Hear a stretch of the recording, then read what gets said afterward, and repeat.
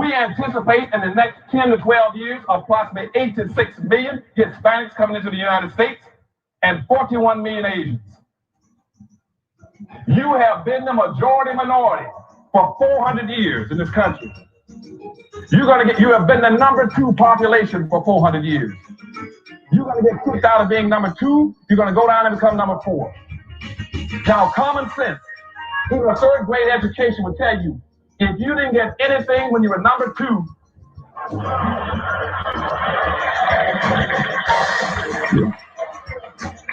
you all jumped ahead of me, but anyway, you can guess what you're going to get when you become number 4. President Biden, do you support reparations? Well, I think, since I haven't spoken on this case, number one, the reason we're the country we are is because of immigration. We've been able to cherry pick the best from every single continent. The people who come here have determination, resilience. They are ready to stand up and work like the devil. We have 24 out of every 100 children in our school today is Hispanic.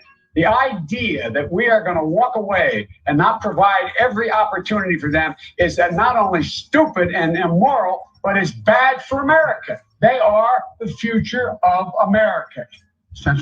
Systemic racism that has plagued our nation for far, far too long.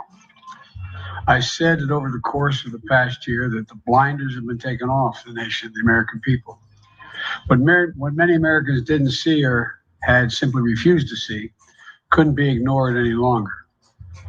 Those 8 minutes and 46 seconds that took George Floyd's life opened the eyes of millions of Americans and millions of people around all over the world. It was the knee on the neck of justice, and it wouldn't be forgotten. And it's not white Americans' fault, but just a fact. At the very same time that America refused to give the Negro any land, through an act of Congress, our government was giving away millions of acres of land in the West and the Midwest, which meant that it was willing to undergird its white peasants from Europe with an economic floor. But not only did they give the land, they built land-grant colleges with government money to teach them how to farm. Not only that, they provided county agents to further their expertise in farming. Not only that, they provided low interest rates in order that they could mechanize their farm. Not only that, today, many of these people are receiving millions of dollars in federal subsidies not to farm, and they are the very people telling the black man that he ought to lift himself by his own bootstraps. This is what we are faced with, and this is the reality. Now, when we come to Washington, in this campaign, we are coming to get our check. We are owed $104 trillion on the very low end, plus $735 billion recurring. This number does not include the cost of about 50 Black Wall Streets that were decimated, nor compound interest from 2017 when Sean D. Rochester's book, The Black Tax, was published, nor the cost of Black life, nor the cost of living increases, nor the war on drugs, nor the current day pandemic. The number I'm working with is for slavery, Jim Crow, and accrued ongoing systemic racism, oppression, and disadvantage in the country our ancestors built with their lives. Good afternoon in the mountain. Good afternoon in the central. Good afternoon on the East Coast. You know exactly who it is, family. Angela Nirvana, your hostess with the mostest on the Reparationist perspective, bringing you those ADOCS hot topics and making the case for reparations. Making the case for weaponizing our vote and socializing our suffering. And today, family, welcome to a combo edition of your ADOS as the world of ADOCS turns your midday wake-up call. And some information on the other series, Anti-Black Racism, Ida B. Wells 2.0 presents. We got a couple things to talk about before we get back into our article, Closing the Racial Wealth Gap with Our White Oppressors' Tax Dollars. Yes. Some breaking news. And I won't be back at 6 p.m. today as earlier scheduled because my daughter is running the 100 hurdles, the 300 hurdles, doing the long jump and the triple jump against one of our besties, who is actually the competitor high school today. So I cannot come back and join you at 6 p.m. today because I'm going out to support my biological daughter and my spiritual daughter. They're both incredible, thank God. They don't have to compete against each other. I can freely cheer for them both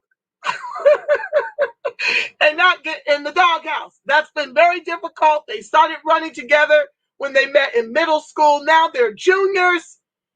And when they were in middle school, they had to run against each other. And that was tough because her best friend is very petite, but very mighty and very fast. And although my daughter stands as tall as me at 5'10", it was difficult when they would race against each other to not want to scream for my other spiritual daughter. Okay. But anyway, thank you so much for joining the live. Let's jump right into all the puckery. Let's just get it in because I have about an hour 15 before I have to go back to court. So let me stop sharing the screen and get over here and read this article to you. And of course, as usual, I'm going to share the way I see it. This is your midday wake-up call. A judge found aggravating factors in George Floyd's death that could mean a longer sentence for Derek Chauvin. You think? Now, I've already shared with you on the archives, right, that the prosecutors submitted 8 of 22 complaints where Chauvin, okay, the white inferior glacier donkey, they submitted to the courts 8 other times when Chauvin attempted the kill choke, and it was an epic fail until Mr. George Floyd. 8 of 22 complaints in 19 years, and the judge would only allow the weakest 2. And I guess the prosecutors decided they didn't need it. Chauvin can face up to 40 years in prison on his second-degree murder conviction, of which he should. Defendants with no prior record typically serve 12.5 years in prison on such a conviction. Well, like I said, had Cahill allowed the 8 of 22 complaints in 19 years that were practiced for the ultimate kill choke on Mr. George Floyd, if the Minneapolis Police Department wouldn't have said that was reasonable, all 22 complaints in 19 years were reasonable, then I guess this wouldn't be the first time. He would already have a record and could serve the maximum of 40 years, of which he should get. He should get concurrent maximum sentences on all 3 charges, but that's not the way this is going to work. Judge Cahill found Wednesday that aggravating factors could call for a longer sentence. Prosecuting is fighting that. That's them. Still leaning in, trying to get the max. That's what they raised as a motion. Derek Chauvin, the fired Minneapolis officer who killed George Floyd, could spend up to 40 years in prison after he's sentenced. Judge Cahill ruled Wednesday that aggravating factors at the scene of Floyd's death warrant a sentence for Glacier Donkey Chauvin that goes beyond terms laid out by state sentencing guidelines. A jury last month found the former officer guilty of second-degree murder, third-degree murder, and manslaughter. Chauvin, 45, will be sentenced on the most serious charge, which is second-degree murder.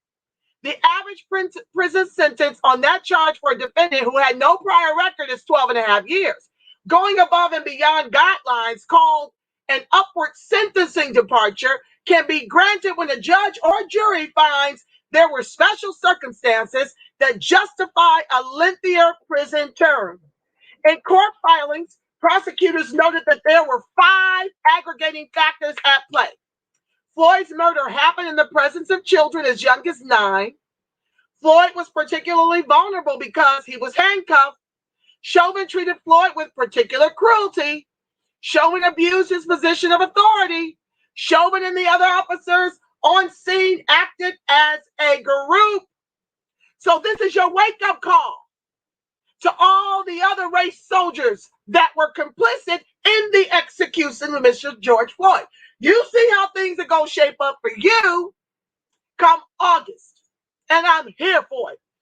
Cahill agreed with those factors in his Wednesday ruling. Chauvin could have chosen to have a jury decide on the motion, but on the day of closing arguments in the murder trial, he waived his right to do so, requesting Judge Cahill do it instead. He's expected to be sentenced on June 25th, and I am here for it and looking forward to it. And I pray Judge Cahill sees it reasonable and necessary to give him the maximum 40 years. Next story. Hold on. Judge only, this is another breaking news report. Judge only allows a fraction of body cam footage of Andrew Brown Jr. shooting to be seen. Ain't that about a blip? Woo-wee. They are resisting the fact that Glacier Donkey Chauvin got maximum charges, all 3. They don't want that to ever happen again, so they're being felonious as far as I'm concerned, hiding the whole footage. You can wholly execute a black man, but the judge rules that you can only partially show the video. Yeah, let's get into it. The family of Andrew Brown Jr., who was fatally shot in his car he was executed. Sheriff's deputies in Elizabeth City, North Carolina, won't see all of the footage of the killing. The family will only be shown a portion of. Thank you, Brian Johnson, for sharing this with me. I think you shared this with me. The family. Did you share this with me? I'm not sure, but thank you because you have been sharing. If you want to share articles that you want me to tell the way I see it, Gmail me at the repperspect at Gmail. The repperspect at Gmail. It's in the description box. The family will only be shown a portion of body camera footage recorded at the scene and could wait days longer to view any of the recording due to a judge's written ruling, reported CBS News. So, the white inferior race soldier Glacier Donkeys get to execute us in front of family members, but the family can only see a portion of a redacted video. Let that sink in.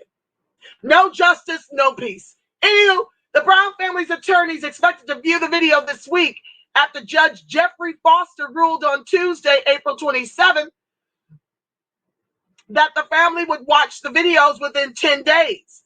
According to CBS News, the judge said he would also specify in a written order which portions they could see. However, it took the Superior Court judge until Thursday to issue the written ruling. In documents obtained by CBS News, the written ruling now says the 10-day time period starts from then. The ruling also limits the family to viewing fewer than 20 minutes of the nearly 2 hours of video that was recorded before and after Brown was killed. Quote, the portions of the videos withheld are found to not contain images of the deceased and thus are not appropriate for disclosure at this time, Foster wrote. How convenient. So the family can't even decide with their attorneys what aspect of this 2-hour video is pertinent information and what isn't. He gets to decide. Okay. In addition to nationally prominent civil rights leaders and attorneys, many city residents are demanding full release of the body camera footage due to concerns that the shooting was unjustified and that Brown was executed, according to CBS News.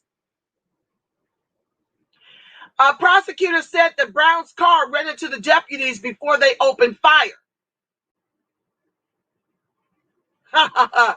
Foster's order contained a brief description of the footage. Excuse me, that's not what I saw. I saw him trying to get away. and their cars had him barricaded into the driveway. His hands were on the steering wheel. When they shot him in his arm 4 times, he tried to get out of there so he could save his life. They shot him in the back of the head as he was trying to get away.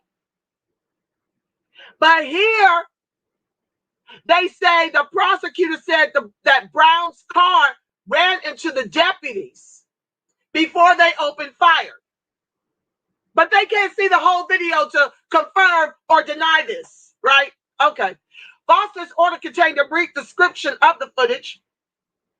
The judge wrote that Brown attempted to flee the scene and escape apprehension, and that at least 1 and as many as 3 officers fired their weapons into the vehicle operated by Brown.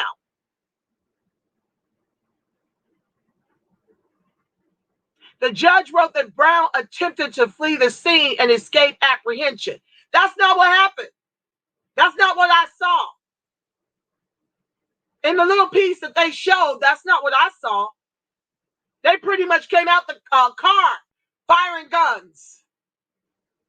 He was trying to get away because they were trying to kill him.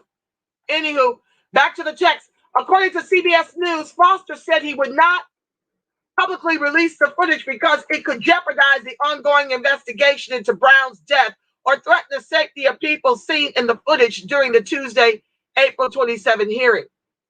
Foster said the video must remain out of public view for at least 30 days, but he would consider releasing it after that point if investigations are complete. Family members have only been allowed to view a 20-second clip from a single body camera. Family attorney Chantel Cherry Lassiter told reporters last week the shots were heard from the instant the clip started, with Brown's car in his driveway and his hands on the steering wheel. Cherry Lassiter said Brown did not try to back away until after deputies ran up to his car and began shooting, and he did not pose a threat to deputies. Quote, he finally decides to try to get away and he backs out, not towards the officers at all, Cherry Lassiter said. Brown was shot 5 times, including in the back of the head, according to an independent autopsy commissioned by his family. District Attorney Andrew Womble, who viewed the body camera videos, told Judge Foster at the hearing that Brown's car made contact with law enforcement twice before shots could be heard on the video, CBS News reported. So who's lying here? District Attorney Andrew Womble, who viewed the body camera videos, told Judge Foster at the hearing that Brown's car made contact with law enforcement twice before shots could be heard on the video.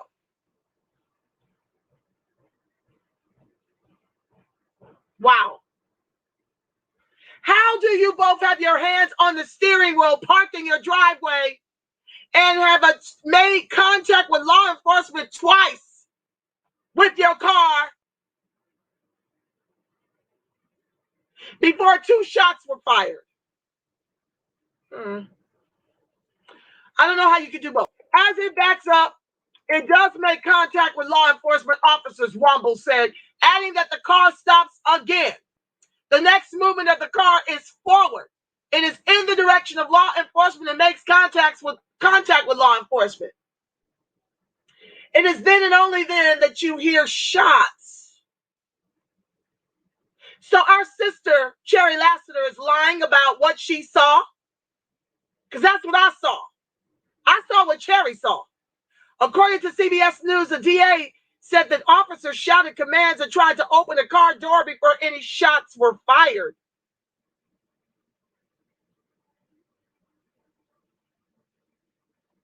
That's not what I observed. None of the deputies were injured. So how do you charge your car and law enforcement twice? While your hands are on the steering wheel, you're parked in the driveway, and no officers were injured. But he was shot 5 times.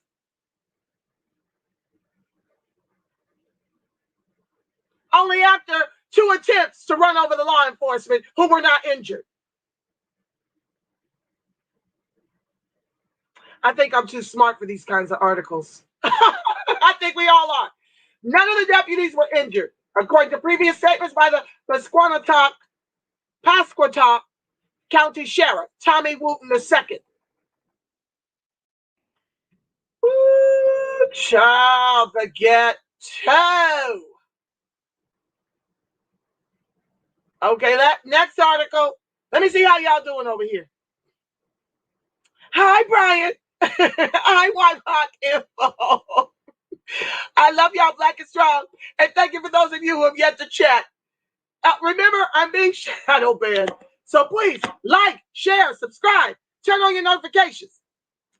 Let me fly my banner and donate to me educating the masses and advocating for ADOCS. I thank you so much for your donations. Okay, family, let's get into it. I'll be back over to read your comments, family. I got to finish up the punkery. You know how it goes. And I got to be back in court for my afternoon cases. Let's see here. Yeah. This stuff, I'm telling you. Biden to address, Joe Biden pledges to address PACE, systemic racism, Black and Latina unemployment gap remains too large. Now, this is a problem I already have with this.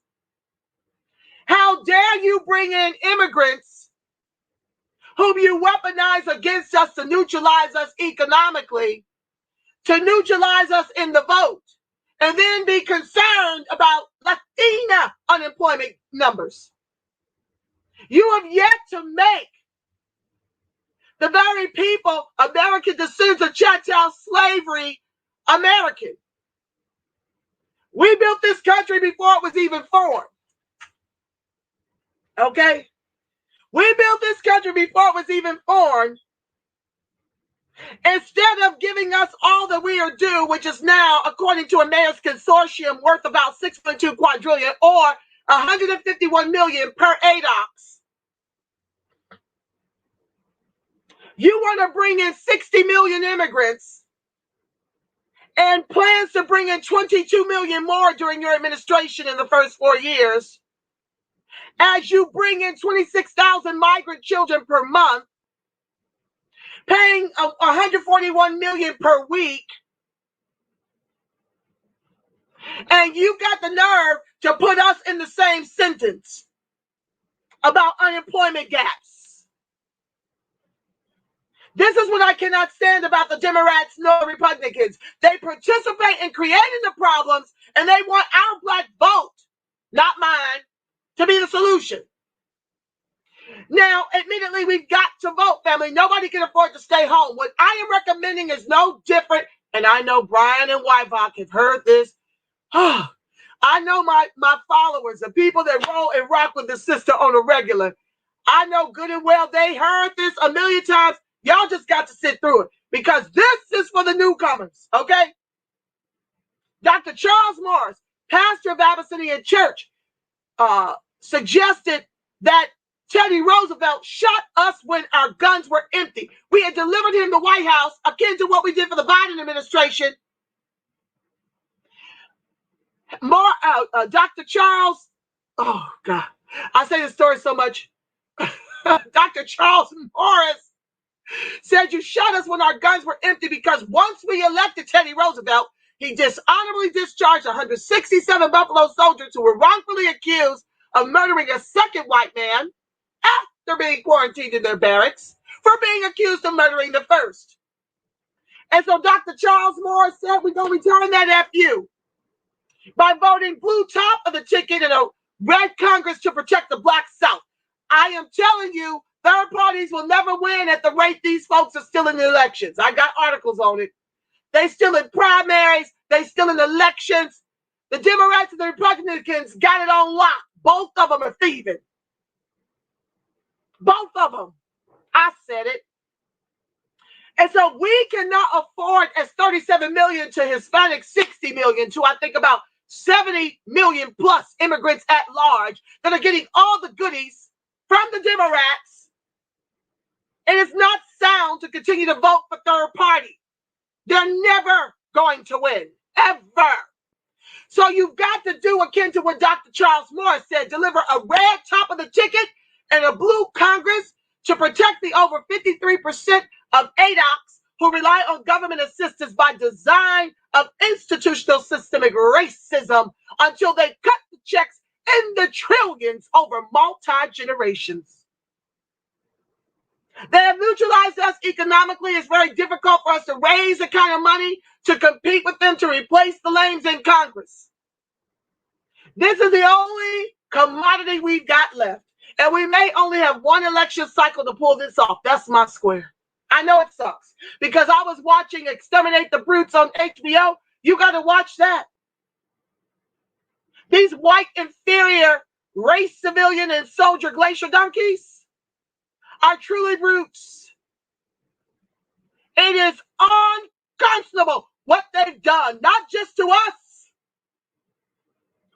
everybody, including the pale ones. 4-part series. I fought sleep trying to get through that whole thing. I'm going to put that under review. Raoul Peck, who brought you I Am Not Your Negro. Y'all need to check that series out so there won't be any spoilers when I do my movie review on that. They are wicked people. They are the devil's spawn. Not all. Some of them have they come to Black Jesus wake-up calls. They've done that. And they're very apologetic. And some of those are even for reparations. But this is what happens when you don't want the history told in the classroom. When you want to whitewash history. You raise generations upon generations upon generations who don't know the truth. And that's why they stand in staunch opposition to our reparations. If they only knew. Anywho, back to the text. A key pledge of President-elect Joe Biden's plan to build the nation back better is to be bolder in addressing the systemic racism that has hindered the advancement of Black Americans and other people of color for generations. Listen, there is no other people of color that built all the wealth, all the peoples of color, and white folks eat from. Okay? I'm sick of them creating these kind of problems all over the world and wanting us to eat the cost of slavery. Because that's what they're setting us up to do. The pursuit, I'm telling you, it's everywhere. It's in everybody's mouth. Tamika Mallory, P. Diddy. We need to make corporate pay. What the hell? The government is a reason. The government holds the bag. Y'all want to go on chasing butterflies to not hold the Biden administration accountable because you're all Democratic supporters and fanatics. You pretend to be down and then you double speak when you know full well who owes us. And if not, you should be watching the Reparations Perspective and the other new Black media. I'm the only one that stays on my square with reparations. Everything I do is about making the case for reparations. Everything. Okay? I don't know anybody sticking to it like I do. But if we don't stick to it in the new Black media, we literally will go voiceless and this will never be done. Somebody got to stay on their square. So I'm sick of this flattening people of color. This is why down here, shout out to everybody who heed the call when I ask you to email the commission that's studying and looking at our new ethnicity bill, the way we want to be identified down here. Brian, I meant to send you the email. I don't think I'll forward that to you, but I'll be sure to include you on the next one. Shout out to you guys for making that email in support of us being identified as Black American descendants of U.S. chattel slavery. Because we've got to unflatten and untether ourselves from all this people of color minority nonsense.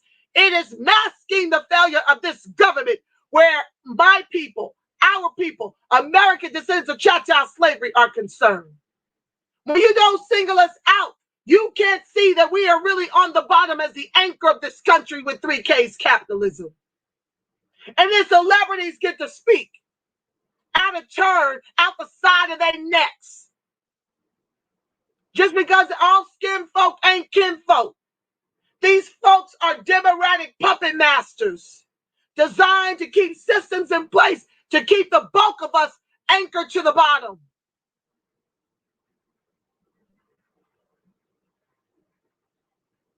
The pursuit of racial and economic justice informed the life of Dr. Martin Luther King Jr. I'm sick of them weaponizing that, whose birth is being celebrated in a national holiday Monday, and along with, this was earlier this year, and along with healthcare disparities laid bare by the COVID-19 pandemic, of which Biden decided AAPI, whose median national income is $87,000, to Black folks, $41,000. We die disproportionately from the COVID. He ignores the reparationist movement, COVID relief. I was working with other grassroots to get that done. We're ignored. We got to literally get 100,000 signatures that they managed to co-opt. We get 100,000 signatures. We don't even know the count because they got stuff so rigged, you don't even know what the numbers are. You can't even follow them. We die disproportionately from COVID, but AAPI gets 80.5 million for their COVID relief, for their domestic violence, for their anti-Asian racist sentiment, 68% of which are verbal assaults. And the police abuse brought to light by the killings of George Floyd, Breonna Taylor, and countless other African Americans. Economic inequality is front and center in the national consciousness. Okay, so where in there did you hear anybody that was a people of color? All of these, we're at the top or on the bottom, however you want to look at it. Where's Hispanics in any of these names? It's not that they aren't being executed by the race soldiers. I think Adam Toledo was Hispanic. I'm not trying to minimize any of that. I'm saying, how dare the Biden administration weaponize immigration against us to do something for everyone but us, as he's got our backs. After 87% of y'all put this in office. Oh yeah, I'm your constant reminder. I'll never let you forget it. These crises have ripped the blinders off the systemic racism in America. Biden said of COVID-19 and the nation's struggling economy in written remarks delivered December 11th when he announced nominees to his governing team. Not one executive order for us yet. Not one. They love to pay lip service and pretend and pander. The Black and Latina unemployment gap remains too large, he continued. Nobody's is as large as ours. Furthermore, us over everybody. Our unemployment and underemployment are the largest because they're hiring Latinas over ADOCS. I don't care what you call me. I'm calling the puckery out. You could call me homophobic for calling out how he prioritized transgenders over us. Even put one in charge of the health division. You could call me xenophobic for calling out all this immigration being weaponized against us. I don't care what you call me. I'm calling it out, and I'm calling out the Biden administration every day that I've got breath. As they sit up here and tell the world, America's not a racist country. Oh no. You can weaponize immigration against us, but you won't at the same time force me to be silent about what you're doing. I see you.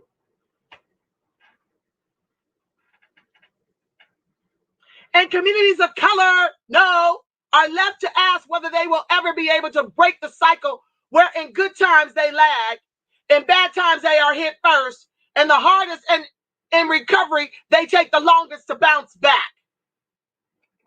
Of which y'all are completely aware. Biden's proposals include boosting lending to entrepreneurs of color. Problematic. It should read American descendants of chattel slavery. All this entrepreneur of color, creating and restoring parks and infrastructure in Black, Latina, and indigenous communities. And empowering the Equal Employment Opportunity Commission to more forcefully root out discrimination in the workplace.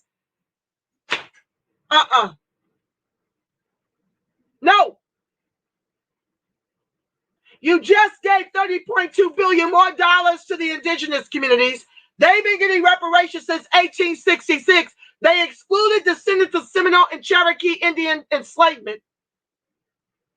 They excluded them. The Cherokees just now allow them to identify as Cherokee. We talk 1866 when they sold the reparations that should have gone to black descendant of Cherokee and Seminole enslavement. That should have gone to the black descendants. They sold it to the white folks under the Dawes Rolls for $5. Look it up or review the archives. Biden's plan for COVID aid. Here's how a Biden stimulus plan can impact wages, stimulus payments, and unemployment checks. No, I'm not going to read that part. A nation divided. As Biden prepares to take office and America reels from Capitol riots, black and white still define the nation. Of course, because now that your numbers are dwindling, you can make all these other immigrants white. The ones that got the complexion for the protection. The ones that look closer to you as a glacier donkey. The only way people that look like me and my ADOCS crew are black immigrants who hold about 2.54 trillion of the household dollars we share, less than 700 billion as American descendants of chattel slavery. So they can pay for access to whiteness. While the government makes other groups white, you know, like they did the Irish, because they was executing Irish before. They were silent when it came times to the Jews being executed by Hitler. And to be silent on the issue is to be complicit. As a matter of fact, Hitler took the play. They took the play out of your playbook, America with 3 Ks. Hitler learned how to execute the Jews, 6 million tough, because of what you did to the indigenous people. You did it first, America with 3 Ks, as Biden, Biden, Obama, and Uncle Tim tell you America's not a racist country. I see you.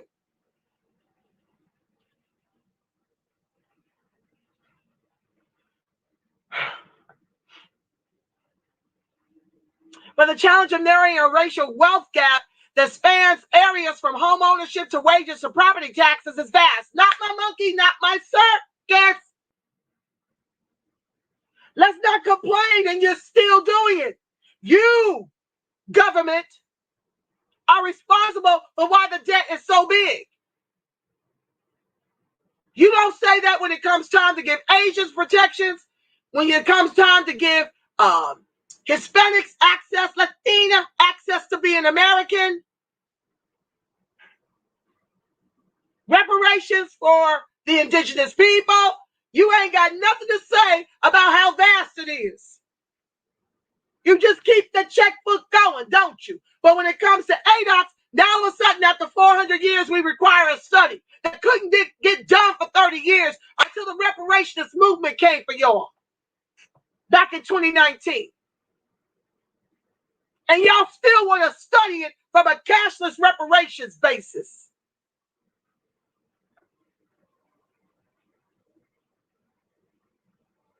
Yeah, I got an article to read to y'all about NAACP talking about cashless reparations. All the bought and paid for by the glacier donkeys. Only the real grassroots is fighting for cash in the trillions over multi-generations. Yeah. While the Biden-Harris administration has outlined solid proposals, if it don't include cash, it ain't solid. Because what you're preparing to do is to give away our reparations to class-based policies. That's what you've been doing with the pandemic, lining your pockets, lining the pockets of the special interest groups, your foreign interests, the corporations, while you let us eat cake or dirt. So you'll do what you did to our affirmative action. When you start talking about these people of color, minority, BIPOC, that means everybody gets it. By the time it gets to us, ain't nothing left. They'll find a way to give it to white women, immigrants, and LGBTQIA before they'll give it to ADOCS. While the Biden-Harris administration has outlined solid proposals to challenge some economic inequities to significantly rectify racial and socioeconomic disparities that exist within Black communities, they need to address the root cause of these issues, says Arisha Hatch, Vice President and Chief of Campaigns for the racial justice group Color of Change. Yeah, they want band-aids. They don't really want to uproot the problem because their capitalism needs an anchor, and they decided long ago it was ADOCS. Quote, with the systemic racism that has locked us out of job opportunities, education, and access to health care, Hatch said, it's going to take more than well-intentioned plans to close the racial wealth gap for Black communities.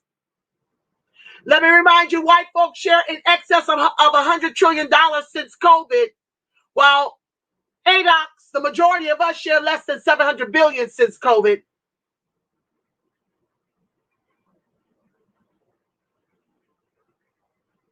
When our ancestors built all that wealth with their lives,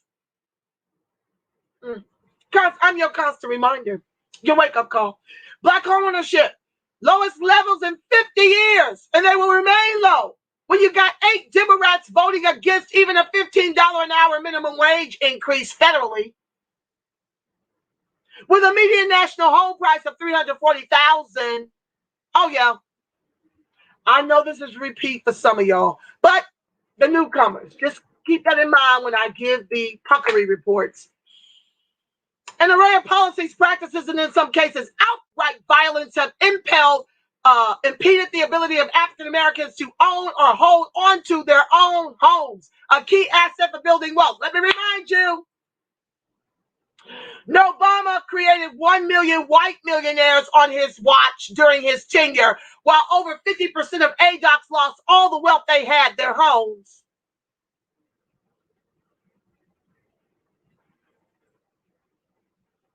He came with remedies far too late. The bank had already foreclosed on the properties for the majority of us. In 2019, home ownership among whites stood at 73.3% compared with a home ownership rate of 42.8% among Black households, the widest gap since 1983, according to Harvard University's State of the Nation's Housing 22 report, sponsored by Habitat for Humanity.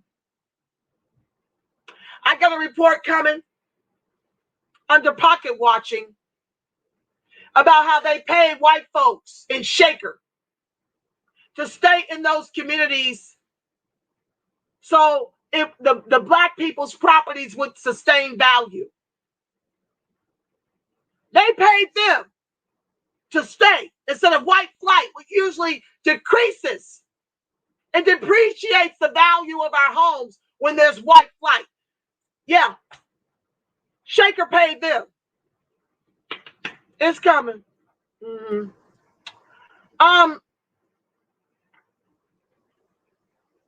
This is the widest gap since '83. The economic fallout from the coronavirus pandemic may make that disparity even greater. Isn't that the design? To wipe us completely off the monopoly board? That shit's happening according to plan. This is what the plan is, family. Their plans are out 100 years. We are forever in catch-up mode. Look at the number of viewers on this live right now. Now go to any one of those celebrity channels and see, 100,000 people watching. This is why we stay losing. Folks don't want to wake up. Any drug will do. Any distraction will do. To our people's peril.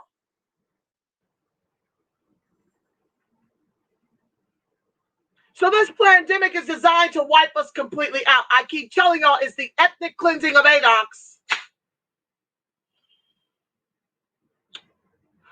While 36% of homeowners lost pay from March through September, 41% of African-American homeowners saw a drop in income, according to the Harvard report. Citing data from the Census Bureau's Household Pulse survey, and at the end of September, 17% of African-Americans who owned a home were behind on paying their mortgages versus 7% of whites. The report said, I told y'all that when my mortgage company that doesn't fall under the moratorium because it's not a federal loan, it's been sold, my lender told me, we'll give you a moratorium, but when this ends, we want a balloon payment. How is ADOCS supposed to do that with no job and their wages have been slashed, mine included? I stayed on top of mine because you don't get to take what God gave me, you see. But how many of us will ultimately lose our homes through this?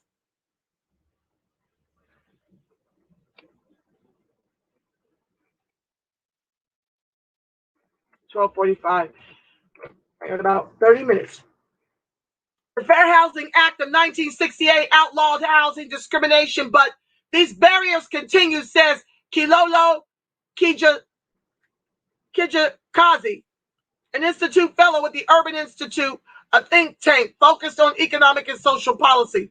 Home buyers of color, I hate the word, for instance, were frequently steered toward high-interest subprime loans that are more difficult to repay, even when those same customers qualify for more affordable lending options. That left them more vulnerable to potentially losing their homes. The subprime lending crisis contributed to the Great Recession that began in 2007. African-American home ownership is at the lowest level that it's been in 50 years, as part due to some of the loss incurred at the subprime lending debacle, Kijakazi says. Lack of home ownership creates a domino effect, depriving families of assets to hand down and equity that can be tapped to seed a business, pay for unexpected expenses like medical care, or to fund higher education. All by design of what? All together now, family, institutional systemic racism. I have to take a drink of my lime-infused water. Oh, Lord, the puckery.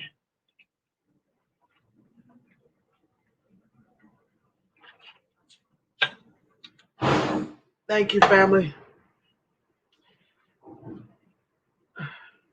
If you're Black and your parents didn't own a home, you're more likely to take out loans, said Andre Perry, a senior fellow in the Metropolitan Policy Program at Brookings, and author of Know Your Price, Valuing Black Lives and Property in America's Black Cities. So wealth begets wealth, but a lack of wealth also begets debt, and that's what's happening all across the country. So for those of you who believe that being worth, that sharing less than 700 billion household dollars for 90% of 42 million Black folks in this country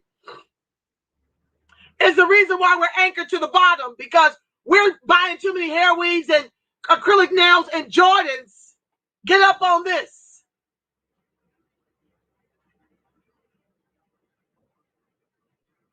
Know that if we've got anything of value at all, it's on credit. It's debt. All this alleged spending power. Where do you hear it in the data?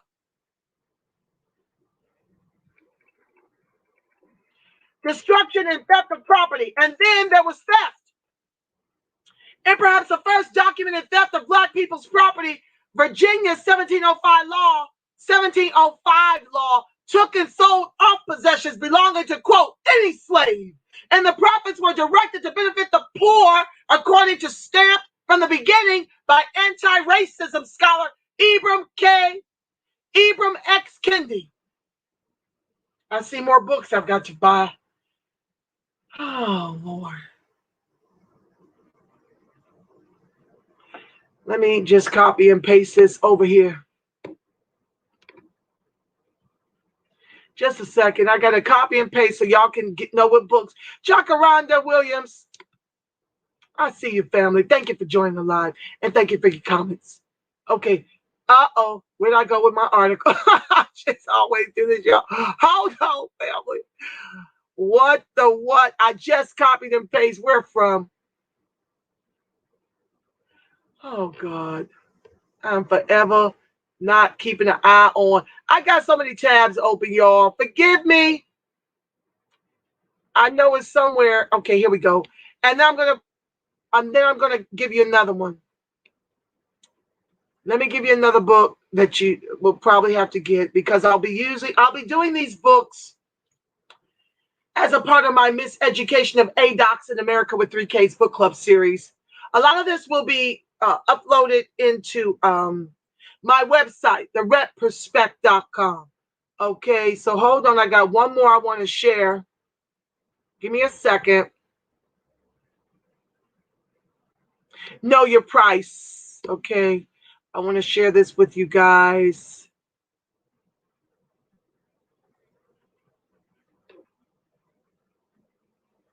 Hold on, this is by Arthur Perry.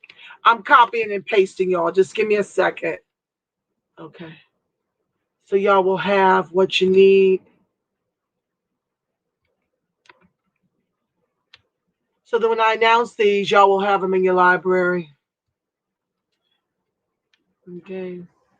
Let's go back to the article.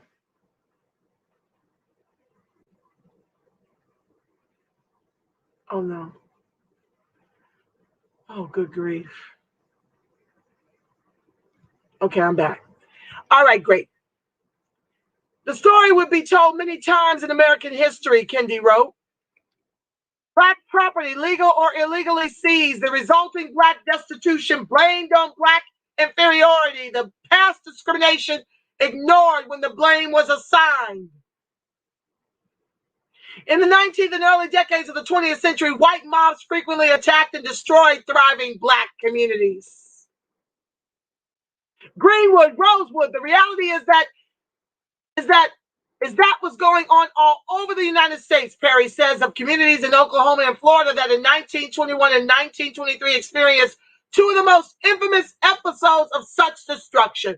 The Tulsa Massacre, which destroyed the city's all-Black Greenwood district, began after a 19-year-old African-American man, Dick Rowland, was accused of allegedly attempting to rape a 17-year-old white elevator attendant, Sarah Page.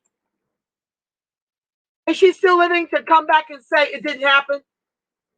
Like the trick who lied on Emmett Till and then admitted it once she had 1 foot in the grave? Just curious. Go to my articles in the local newspaper, and likely fueled by white resentment of the success and affluence of the district known as Black Wall Street, whites descended on the community of roughly 10,000, burning 1,500 homes to the ground and bombing more than 600 Black-owned businesses, according to the Tulsa Historical Society. For those of you who expect ADOCS to lift themselves up by their bootless straps and to stop whining, get up on this. Thousands were left homeless, and personal property and financial losses and damages totaled over $2 million, including cash some residents kept at home because they didn't trust white-owned banks. Would you? After they stole everything up out of the Freedmen's Bureau Bank? 2 years later, a days-long massacre destroyed the Black community of Rosewood. 2 days. 2 years later, a days-long massacre destroyed the Black community of Rosewood, Florida, as an alleged attack of a white woman by a Black man's furry mobs to torture and murder African-American residents and burn the town to the ground. But they want to give us cashless. They want to study a cashless reparations. This is why I'm telling y'all, vote red top of the ticket and a blue Congress. A trifecta of either party gets us George Floyd 9 minutes, 29 seconds to the neck. In more recent decades, so-called urban renewal efforts that officially set out to revamp blighted pockets of cities often strip Black Americans of their property without sufficient compensation. For instance, eminent domain was used starting in the 1960s. Remember Bruce's Beach down here? 100 years later, Manhattan Beach is seeking to transfer the property back to them. The median home price on that beach, $2.7 million.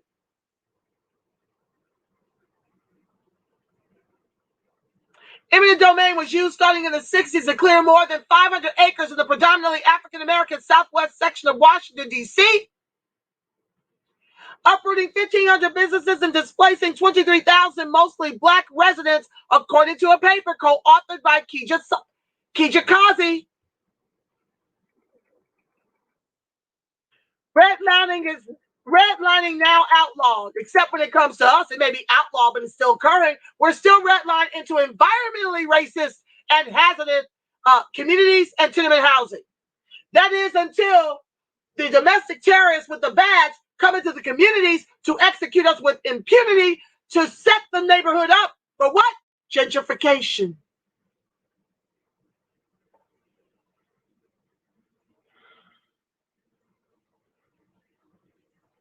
While redlining is now redlining, a discriminatory practice that prevented black home buyers from getting mortgages, also left many black neighborhoods depleted. While redlining is now outlawed, underinvestment in black neighborhoods continues. Of course, they don't bring in the Starbucks and the grocery stores until they're ready for gentrification. It's food deserts until they're ready to gentrify. First, they got to execute you. Yeah. Then they gentrify. Then here comes Starbucks. Here comes a grocery store with fresh produce that the majority of us don't own.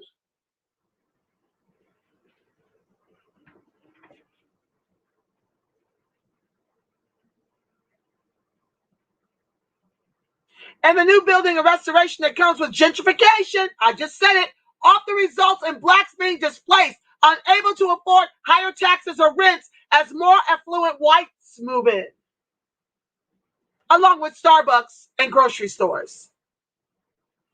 Quote, you'd be surprised how much destruction you can do with tax policy. Where's the surprise? Where we're the most unemployed and the most underemployed. Of course you can't afford the property taxes, as it appreciates when white folks decide to take over your community. Perry continues, by selling off land to developers without consideration of the black communities around them, it can absolutely devastate a community like a bomb, as it often does. Overtaxed, blacks pay more property taxes. In 1910, it's estimated that African Americans owned up to 16 million acres of land. Today, they own under 5 million acres, says historian Andrew Carl, a professor at the University of Virginia who has extensively studied African American land ownership. Based on black population numbers in 2020 as compared with 1910, the average black American owned 14.5 times more land a century ago than they do today, according to a USA Today analysis.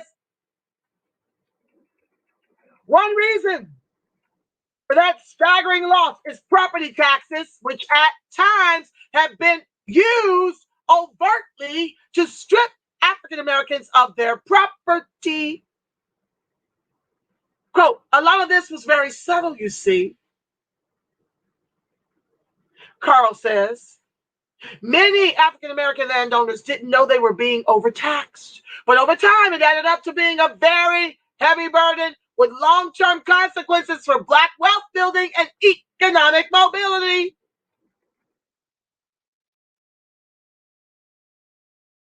During the time of Jim Crow, when segregation and discrimination against black Americans were enshrined in local and state laws, white landowners in the South, particularly those with a large amount of property, would often be given unreasonably low assessments, and local officials would shift the tax burden to smaller, often African American landowners. Isn't this the American with 3 Ks ways? To make us eat the cost of slavery every opportunity they got and continue. It's a continuation, nothing's changed. Just the methods they use to keep us tethered to the bottom as the anchor of the capitalism they all eat from. If they want to study your HR 40 without cash reparations, with programs they can give to the left and take away with the right to give to the other groups under class-based policies, which don't fix ADOCS. Quote, it's putting your thumb on the scale for white landowners, says Carl. But additionally, it was a part of a larger philosophy of taxation that guided Jim Crow policy in general and is a part of our politics today. A philosophy of taxation that tried to suck it to the poor, the black poor in particular, out of a sense that they weren't deserving of the benefits of those tax dollars to begin with. White inferiority complex at its lowest common denominator. I told y'all, the boot's been on our neck, literally and figuratively. I'm going to try to finish this article and get to your comments. The discrimination could be blatant. In 1967, that is, white officials in the town of Edwards, Mississippi, doubled the assessed value of most homes owned by African Americans to punish black residents who were protesting the town's continuing discrimination.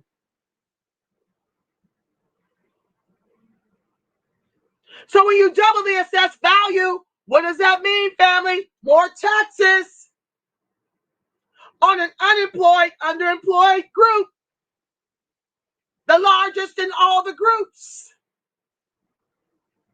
But even if bias is unintentional, that was very intended, structural issues continue to put black taxpayers at a disadvantage.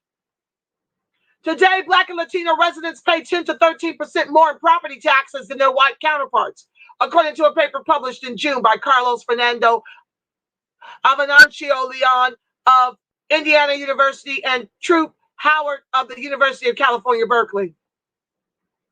That may be due in part to a history of segregation and underinvestment in communities of color. Hate it.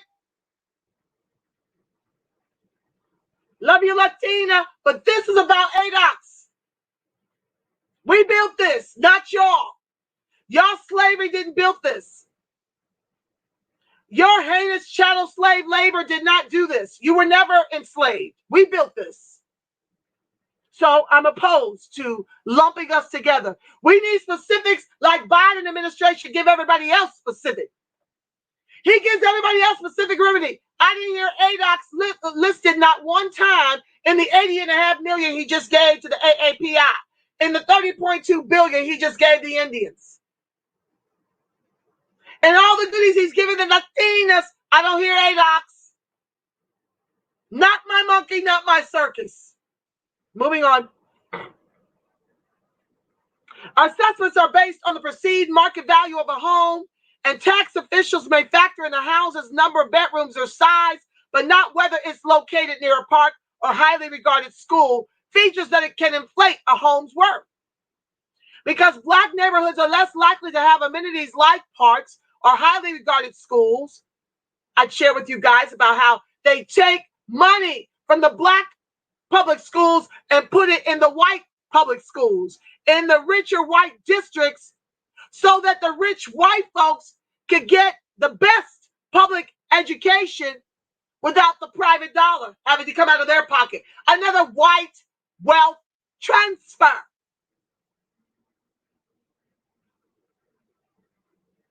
With public school dollars. It happened to me and my child. I already shared this in the archives. I showed up at a meeting and got the superintendent all the ways together, but it cost me a 20-mile commute each way.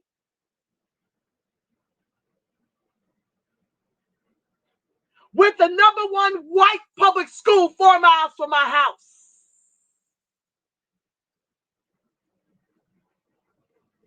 All together now.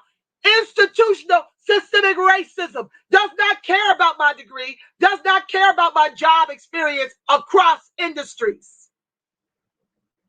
And this is why I fight. Because I too have been victimized by the system. As have far too many of my educated friends and colleagues and comrades. It ain't just happening to the 10 million poorest of the poor.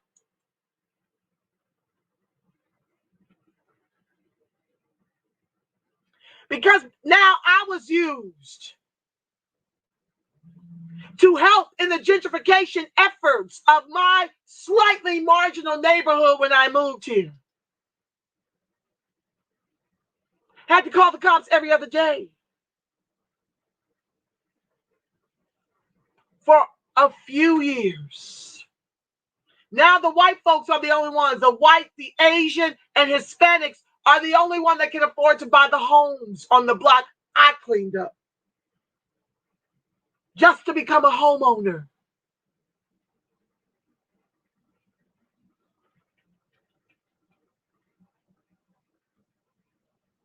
A condo owner.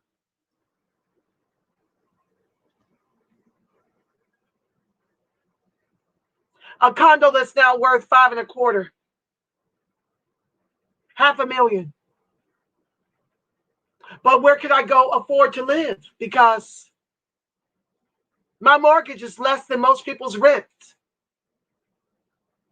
When I put the home on the market just to test the waters, whites, Asians, and Hispanics could afford to come and look at my condo. 1,000 square feet. 20-minute walk to the beach. Not one black could afford to even come and look at it. Let that sink in.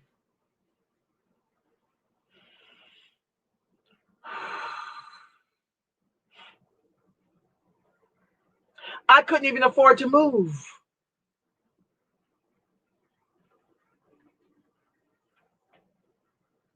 The rents are significantly higher. I have to plug in, y'all. Give me a second. Than what my mortgage is. The rents for what I've got is 3 times what my mortgage is, family.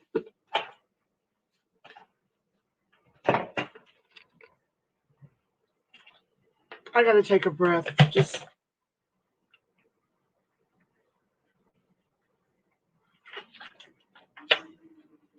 And folks wonder why I scream every video.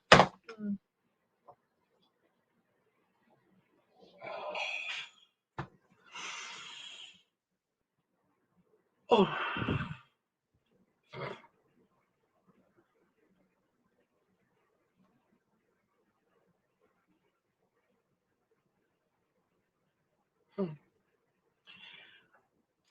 Oh.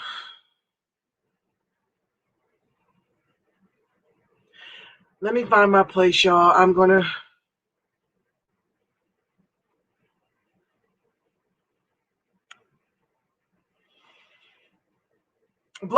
Because black neighborhoods are less likely to have amenities like parks or highly regarded schools. Even a white owner's home would be less valued in a black neighborhood. That's why they were paying the white folks to stay in Shaker when they were working to integrate and keep the values of black folks that could afford to own property in Shaker. They paid white folks to stay. That's coming under another report, under pocket watching. And black and Latino homeowners who appeal their assessments less. When do they have time to appeal? When they've got to work 2 and 3 jobs to hold on to their properties. Who appeal their assessments less, win those appeals less often, and see smaller tax cut than whites when they are successful, tend to pay higher property taxes wherever they live. Lack of access to lawyers. Can't afford lawyers. When you're $200 liquid down here in LA. And a reluctance to trust and challenge the official process are some of the reasons.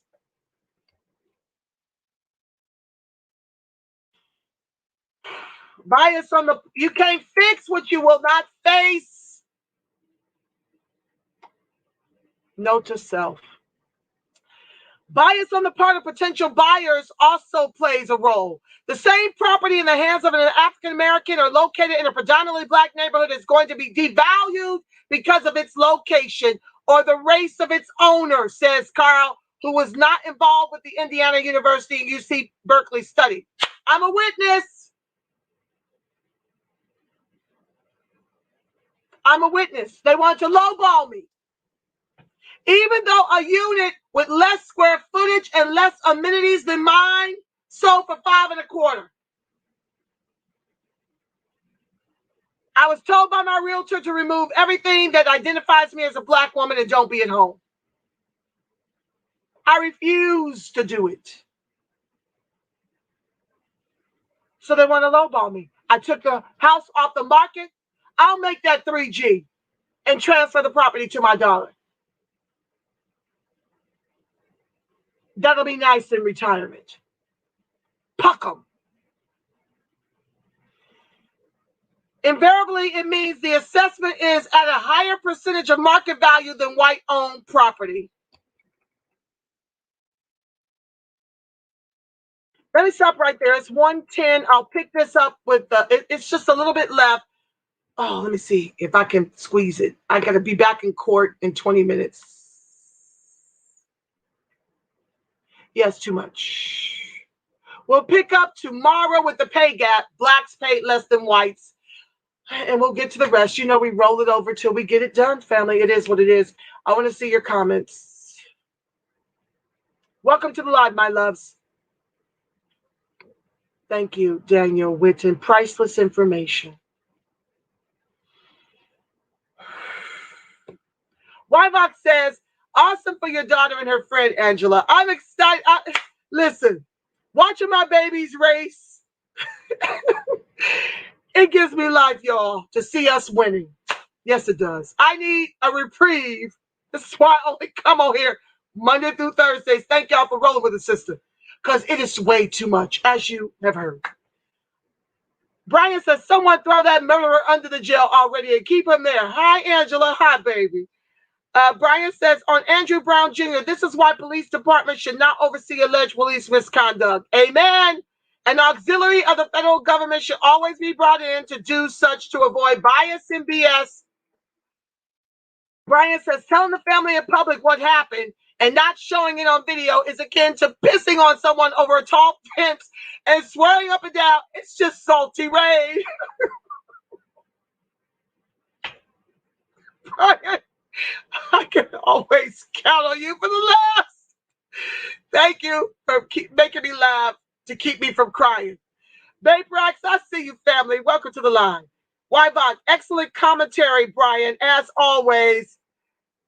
Babe Rax, proud of you, princess. Thank you, Babe Rax, for rolling with your sister.